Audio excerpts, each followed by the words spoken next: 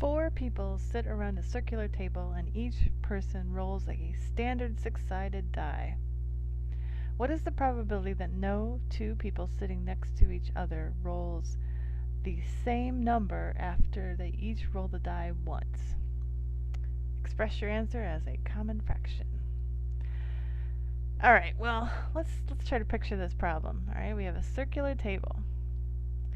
And we've got four people sitting around it.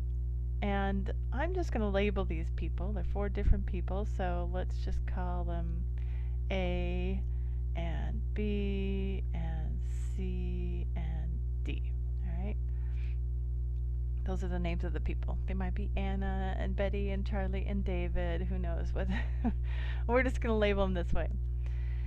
And, okay, so they're each going to roll a die, and we're looking for the probability that they roll, that no two people sitting next to each other roll the same roll. They roll the same number, okay? So that means, like, if A gets a 5, then B and D can't get 5, okay? C could get a 5, or they might not get a 5. Or let's say that A gets a 5 and C gets a 4, okay? Then that means that B can't have a 5 or a 4. And D can't have a 5 or a 4, okay? But B and D, we don't really care. The people sitting across from each other can get the same roll.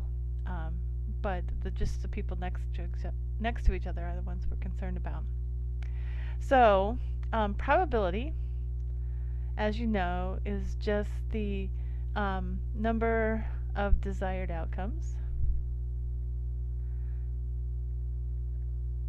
over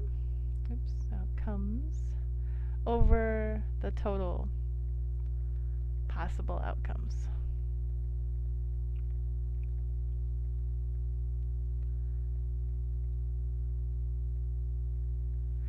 Alright, so if we just calculate these two numbers, the desired outcome, which is in this case that no two people sitting next to each other get the same roll, and we figure out the total outcomes, then we can calculate the probability. So probably the easiest thing to calculate is this bottom, the denominator here. Because essentially everyone's going to roll the die and they'll have 6 possibilities, okay? So the total possible outcomes is just 6 to the 4th, right?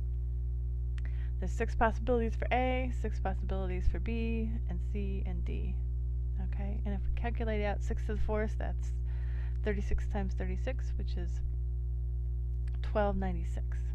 Okay, so in this case, we're not worrying about the symmetry of the table and the possibility that you can rotate the table and essentially have the same outcomes. But as long as we're consistent in the way that we handle the numerator and the denominator, it won't matter.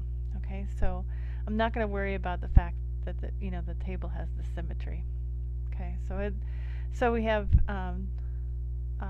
1,296 possible outcomes with this orientation of the table. Okay? So we're going to leave that orientation of the table fixed. Alright, so so that's the total. Now the number of desired outcomes. We want to figure out the number of ways that that no two people sitting next to each other can get the same roll. Okay? So I'm going to break this up into cases. And the reason I want to do that is because if it's a little bit different if say A rolls a 5 and C rolls a 4, then B and D are restricted more.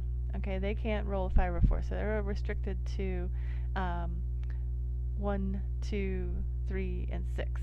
Okay. Whereas if they both roll a 5, then B and D could get one, or they could roll a 1, 2, 3, 4, or 6.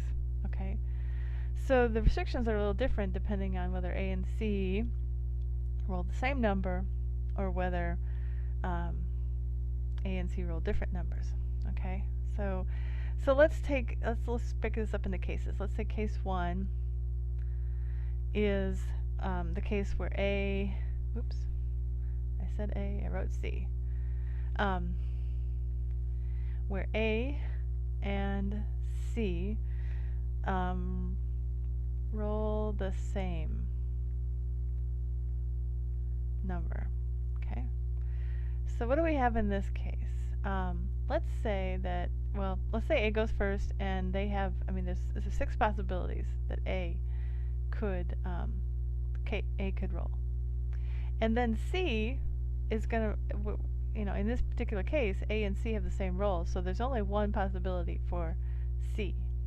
Okay, and then B and D, since A and C have the same roll, B has 5 possibilities.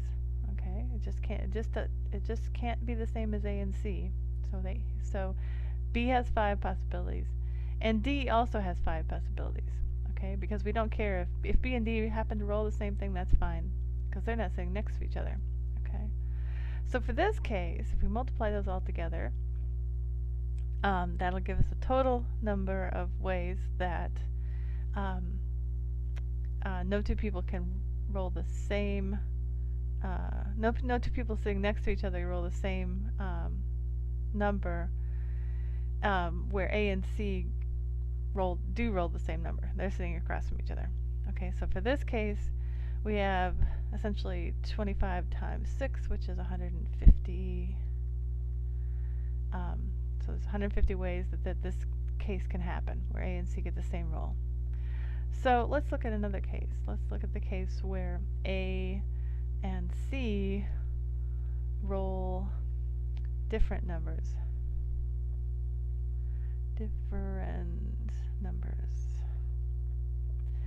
Okay, so in that case, let's look at A again. Let's say A goes first. A has 6 possible rolls that could come up. And okay, now let's look at C. C, now we're saying that they have different rolls, so C could have 5 different possibilities. Okay, so C's roll is different from A's roll, just by definition of this case. So that means that B can't roll what either A or C has rolled. Okay, so we've eliminated 2 possibilities because they have 2 different rolls. A and C have 2 different rolls. So we're left with 4 possibilities for B, and then the same thing for D. D just can't roll, is restricted to rolling anything other than what A and C rolled. Okay, so there's 4 possibilities for D as well. And if we multiply all of that together, we get 480. And if we add the 150 and the 480, we end up with 630 possible ways that they can roll, that no 2 people sitting next to each other can roll the same number. Okay, so 630 out of 1296. Alright, so let's take a look at that. If I write this in terms of its factors, it's a little easier. So this is just, 7 times 9. So that's 3 squared times 7 times 2 times 5, right? So if I actually write this in terms of its factors, it's a little easier to reduce. 7 times 2 times 5, that's our numerator. And we already knew this was 6 to the 4th, so that's 2 to the 4th times 3 to the 4th. And you can see we have 3 squared. And if we eliminate 2 of the 3's, we have 4 of them down here, so we can eliminate 2 of them, so we end up with 3 squared. So this is now 3 squared.